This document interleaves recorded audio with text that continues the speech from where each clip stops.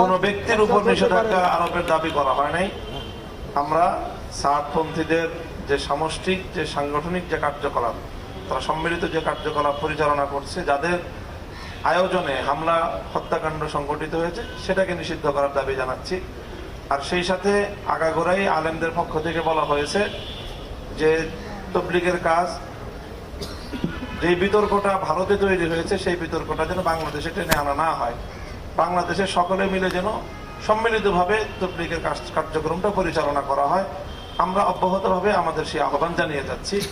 এখনো যারা ওখানে বিচ্ছিন্নভাবে কাজ করছে, তাদের প্রতি আমাদের উদাত্ত আহ্বান যে এখানে তবলিগের শীর্ষ মুরব্বীরা, আলেম ওলামা যারা তবলিগে আগাগোড়াই নেতৃত্ব দিয়ে থাকেন, যারা আলেম না, তারা আলেমদের থেকে নেতৃত্ব থেকে বিচ্ছিন্ন হয়ে তারা ভারতের একজন লোকের বিতর্কিত সিদ্ধান্ত